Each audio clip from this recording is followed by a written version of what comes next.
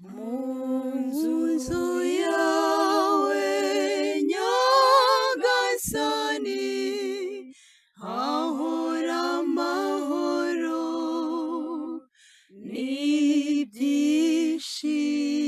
n'ibyishimo. Munzu yawe Nyagasani hahora amahoro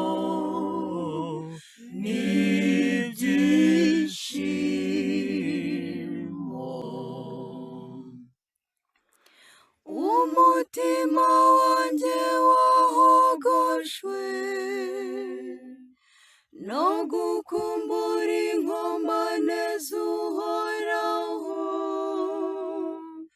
Umutima wanjye n'umubiri wanjye biravugiriza impundu Imana nyir'ubuzima. Munzu yawe Nyagasani hahora amahoro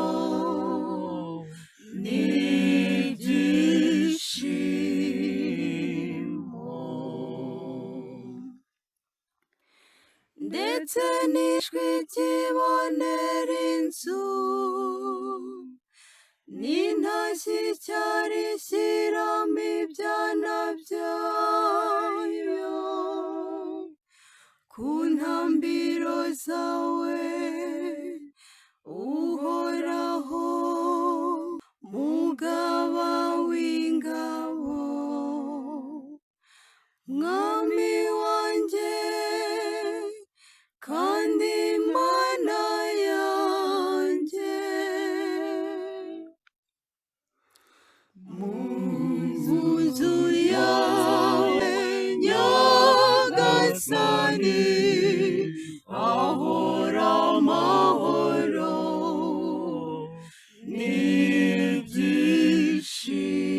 n'ibyishimo. Hahirwa abatuye mu ngoro yawe bakagusingiza ubudahwema. Hahirwa abantu bisunga ububasha bwawe bahorana umugambi wo kugana ingoro yawe. Munzu yawe Nyagasani hahora amahoro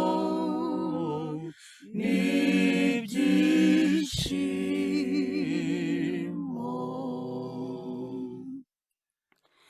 Uhoraho Mana y'ingabo, umva isengesho ryanjye, utega amatwi Mana ya Yakobo.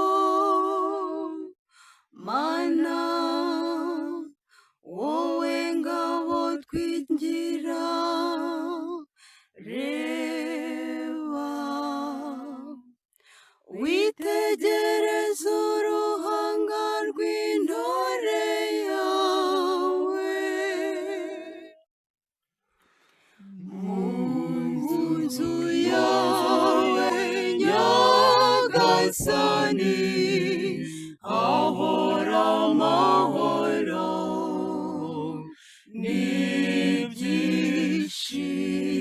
n'ibyishimo.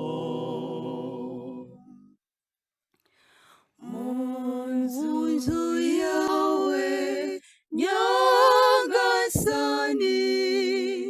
hahora amahoro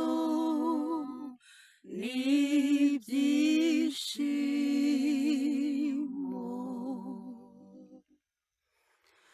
Munzu yawe ni ahora